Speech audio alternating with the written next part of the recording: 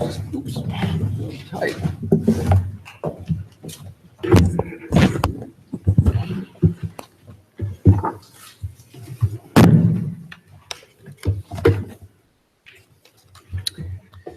Welcome to everyone. Minister Freeland, Secretary Guajardo. Now, the way this is going to proceed is I'm going to read a joint statement.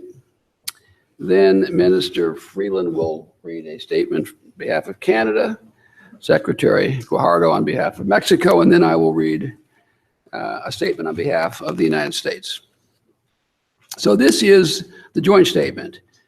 Today, Canadian Foreign Affairs Minister Chrystia Freeland and Mexican Secretary of Economy Ildefonso Guajardo and I successfully concluded the fourth round of the renegotiation and modernization of the North American Free Trade Agreement. The round took place in Arlington, Virginia from October 11th to October 17th, covering 7 full days of discussions in nearly 30 groups. Building on the progress made in the prior rounds, the United States, Canada, and Mexico have substantively completed discussions on the competition chapter. Additionally, negotiators made progress in several other negotiating groups, including customs and trade facilitation, digital trade, good regulatory practices, and certain sectoral annexes. Parties have now put forward substantially all initial text proposals. New proposals have created challenges, and ministers discuss the significant conceptual gaps among the parties. Ministers have called upon all negotiators to explore creative ways to bridge these gaps. To that end, the parties plan on having a longer intersessional period before the next negotiating round to assess all proposals. Mexico will host the 5th round of negotiations in Mexico City from November 17th to 21. Additional negotiating rounds will be scheduled through the first quarter of 2018. NAFTA partners are working hard to ensure the new agreement provides a solid framework to create jobs, economic growth, and opportunity for the people of North America. Ministers have reaffirmed their mandate to chief negotiators to reach an agreement in a reasonable period of time. Negotiators will continue intersessional engagement as well as intense consultations with their respective shareholders. With that, I turn the floor over to Minister Freeland. Thank you, Bob. And thank you also to your colleagues in the U.S. government for the kind hospitality they have shown us while in Virginia and here in Washington during this 4th round of negotiations.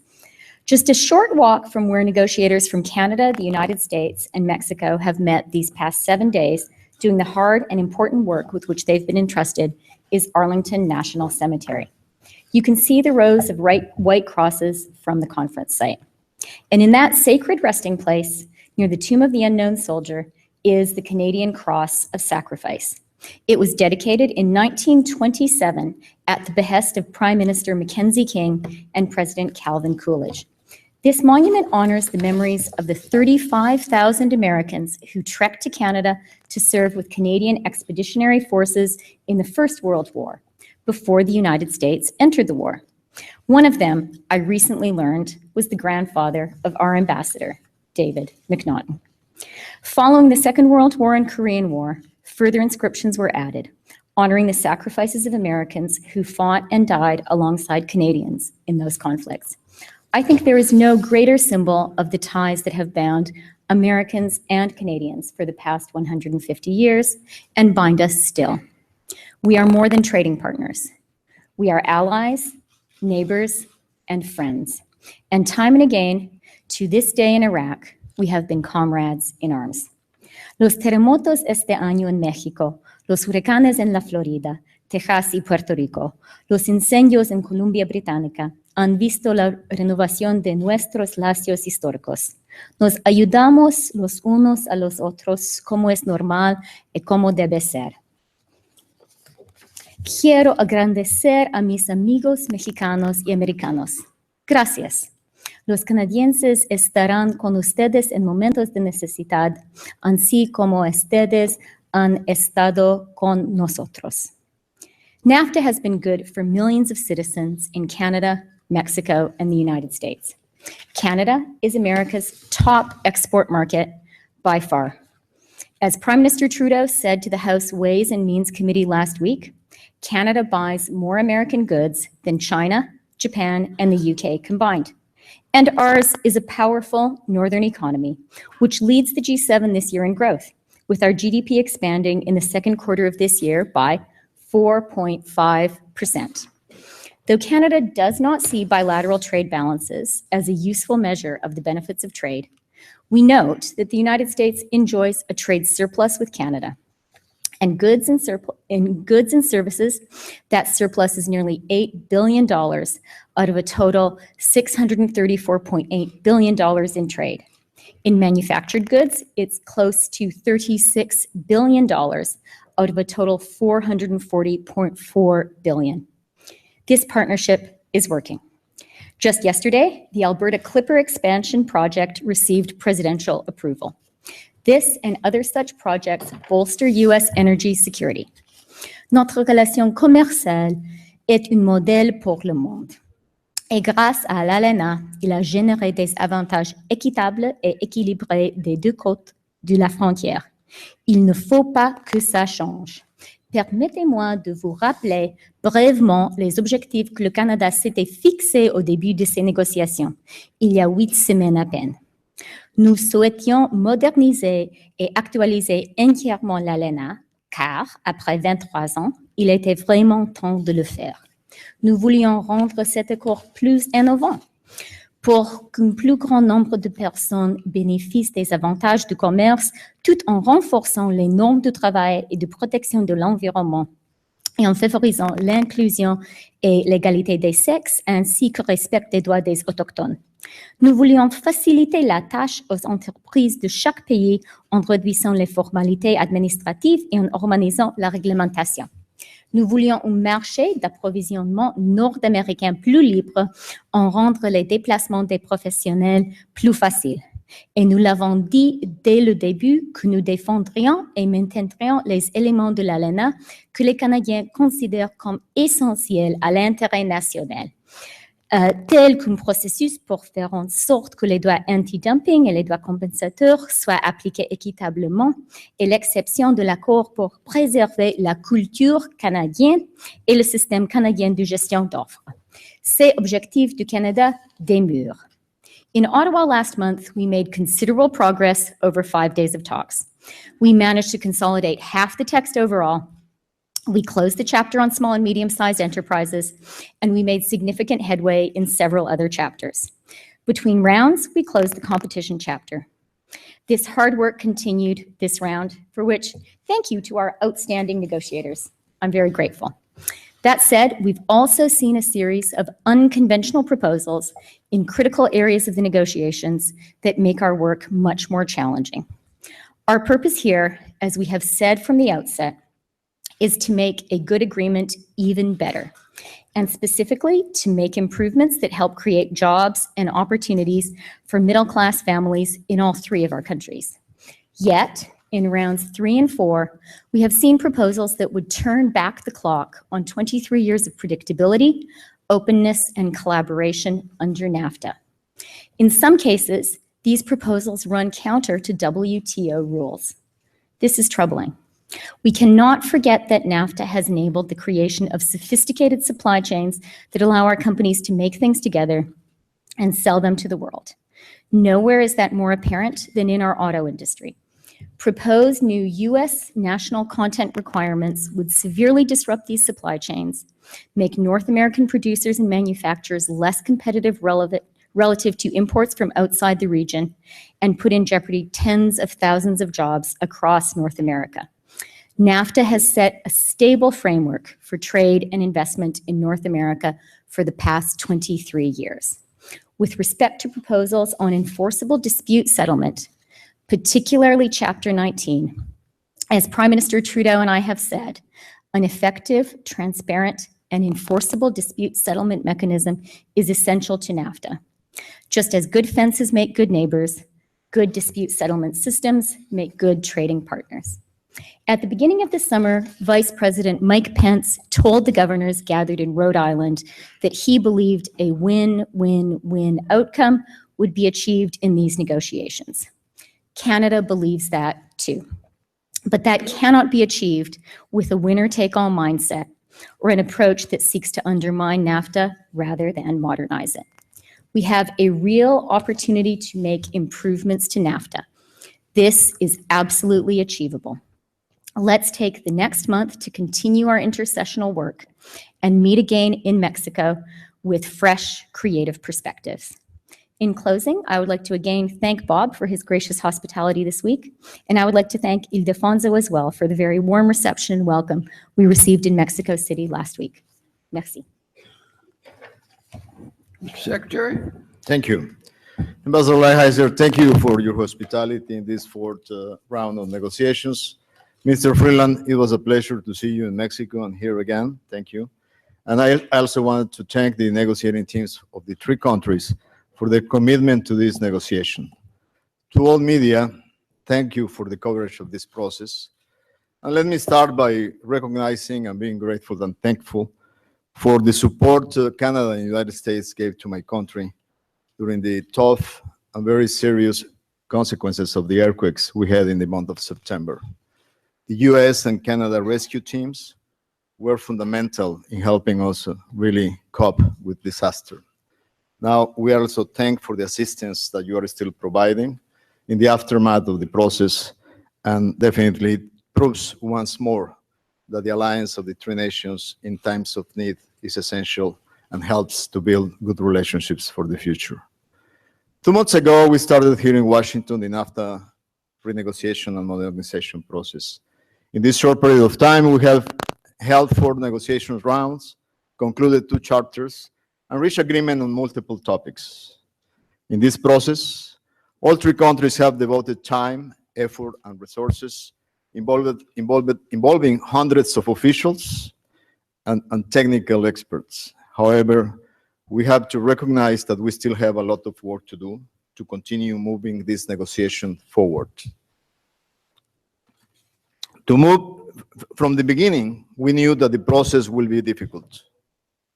To move forward in this process, it is fundamental we remove obstacles that reduce the space for an agreement. Mexico will continue working, seeking constructive and creative solutions, and being open to a dialogue. But in order for these efforts of Mexico, the United States, and Canada to be fruitful, we must understand that we all have limits. Despite our current differences, we must ensure that decisions we make today do not come back to haunt us tomorrow. Without a doubt, there might be proposals in which we do not coincide. However, our countries share a common objective, a stronger and modern NAFTA region that provides certainty for investment by strengthening, not weakening, the legal protection for job creation, that designs the trade rules that will help us to take advantage of the opportunities offered by the new digital economy, instead of focusing on trade rules that were designed for the 20th century economy, that will keep access to affordable, high-quality foods, products that will meet the highest safety standards and will protect our consumers, to keep governmental contracts open to all companies from North America, to enhance market integration in the telecom and energy sectors, and that will keep our trading relationship always updated by cooperating under a modern NAFTA agreement. Mexico is convinced we can achieve a better agreement by being constructive and pragmatic.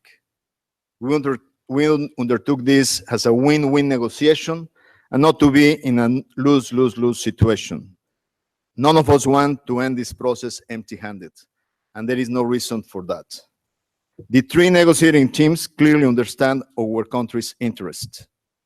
Working together, we can find the necessary balances to achieve NAFTA consistent with the reality of our economies and societies. Mexico reiterates its willingness to continue at the negotiating table, seeking alternatives to accomplish our main goals. Ambassador Lighthizer, Minister Freeland, will be very happy to host you and your teams in Mexico for the 5th round of negotiations in the middle of November.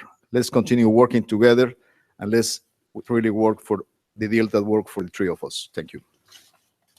Thank you, Secretary.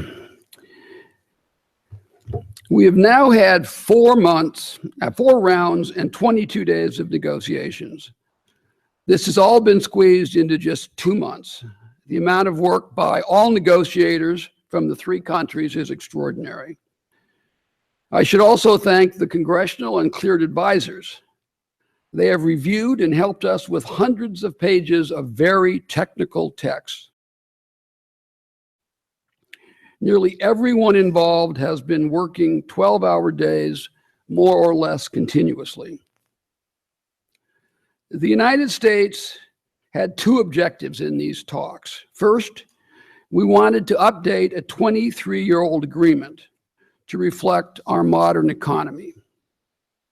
Obvious areas of modernization included intellectual property, digital trade, anti-corruption, technical standards, financial services, and others. Our president has been clear about our second objective. NAFTA has resulted in a huge trade deficit for the United States and has cost us tens of thousands of manufacturing jobs. The agreement has become very lopsided and needs to be rebalanced. We, of course, have a $500 billion trade deficit. So for us, trade deficits do matter. And we intend to reduce them. Frankly, I am surprised and disappointed by the resistance to change from our negotiating partners on both fronts. We have made some headway on the first objective, but even here, we have sometimes seen a refusal to accept what is clearly the best text available, in spite of the countries having agreed to it in the past. In certain cases, partners who agreed to TPP have actually rejected its text here. I would have thought by now we could have cleared chapters dealing with digital trade, telecommunication, anti-corruption, and several of the sectoral annexes, for example. As difficult as this has been, we have seen no indication that our partners are willing to make any changes that will result in a rebalancing and a reduction in these huge trade deficits. Now, I understand that after many years of one-sided benefits, their companies have become reliant on special preferences and not just comparative advantage. Countries are reluctant to give up unfair advantage. But the president has been clear that if we are going to have an agreement going forward, it must be fair to American workers and businesses that employ our people at home. Continuing to design a national manufacturing policy that is largely dependent on exports to the United States without balance cannot long continue. It is important also to remember that to some extent, NAFTA is an investment agreement, and it is unreasonable to expect that the United States will continue to encourage and guarantee U.S. companies to invest in Mexico and Canada, primarily for export to the United States. All parties must understand this and be reasonable if there is any chance for these negotiations to be successful. I think we should all take the time between now and the next round to realistically assess what can be done to arrive at a balanced, modern agreement. And I am hopeful that if we do that, we'll have a successful conclusion to this project in due course. I'd like to again thank both of my colleagues for your hard work, and I guess probably even more thank their colleagues who have done the lion's share of the work over the last week. And I look forward to seeing you all again in Mexico City. Thank you very much.